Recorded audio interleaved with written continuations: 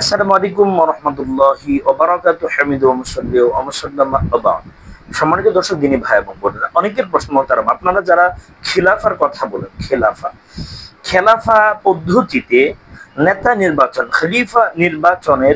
খলিফা নির্ধারণের পদ্ধতিটা কি জানাবেন? গুরুত্বপূর্ণ বিষয়। হ্যাঁ, আমরা খেলাফার কথা এই কারণে বলি, খেলাফা ছাড়া কখনো পৃথিবীতে শান্তি আসবে না।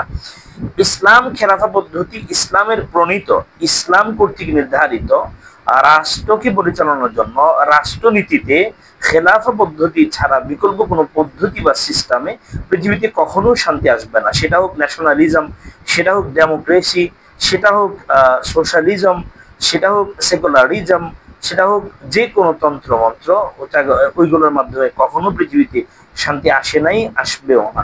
ইসলামে খলিফা বা নেতা নির্ধারণ পদ্ধতি জ্ঞানী গুণী ও বিচক্ষণ ব্যক্তিগণ, দিনদার জ্ঞানী গুণী বিচক্ষণ ব্যক্তিগণ পরামর্শ ভিত্তিক সৌরা পদ্ধতিতে পরামর্শ ভিত্তিক করে থাকেন, পরামর্শ করে থাকেন, যাকে বলা হয় সিলেকশন।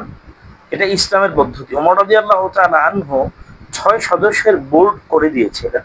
সে বুখারীতে হাদিস আসছে, ফাতুল বারী 13 নম্বর খন্ড 195 নম্বর পৃষ্ঠাতে আসছে।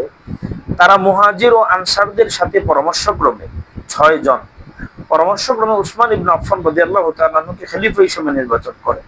সকলেই তার কাছে বাইয়াত গ্রহণ করেন। আলী ইবনে আবু তালিব রাদিয়াল্লাহু তাআলা আনহু এর মনোনয়ন একইভাবে হয়েছিল। এছাড়াও পূর্বের খলিফার মনোনয়নের মাধ্যমে পরবর্তী খলিফা নির্বাচিত হবে। এক্ষেত্রে খলিফার সততা, ইনসাফ ও ইখলাস জরুরি। যেমন ভাবে আবু বকর রাদিয়াল্লাহু তাআলা আনহু ওমর ইবনে খাত্তাব রাদিয়াল্লাহু তাআলা আনহুকে মনোনীত করে গিয়েছিলেন। সহিহ বুখারীতে হাদিস আসছে। পক্ষান্তরে গণতান্ত্রিক ভিত্তিক যেই পদ্ধতি আছে তা খ্রিস্টান আব্রাহাম লিঙ্কনের কাল্পনিক পদ্ধতি, যাকে বলা হয় ইলেকশন। এই পদ্ধতিতে মুচি মেথডও নেতা হতে পারে। বর্তমানে দেশে দেশে এই প্রচলিত নির্বাচন পদ্ধতি শরিয়ত বিরোধী পদ্ধতি। এতে দেশে দাঙ্গা, বিশৃঙ্খলা, স্বজন প্রীতি,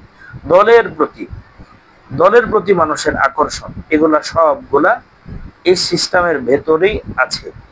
অর্থ সম্পদের লোভ, এসবের জন্য ফিতনা, ফাসাদ, রক্তপাত ছড়িয়ে পড়ে কাঙ্ক্ষিত লক্ষ্য কখনো অর্জন বা হাসিল হয় না। এজন্য মুক্তির একমাত্র পথ খেলাফা পদ্ধতি। মুক্তির একমাত্র পথ খলিফা নির্ধারণ করা, আল্লাহর দেওয়া সিস্টেম। আল্লাহ তাআলা আমাদের বুঝে আমল এবং খেলাফার স্বপ্ন দ্রষ্টা হন। আল্লাহ আমাদের খেলাফার পক্ষে কাজ করার তৌফিক দিন। আমিন। আসসালামু আলাইকুম।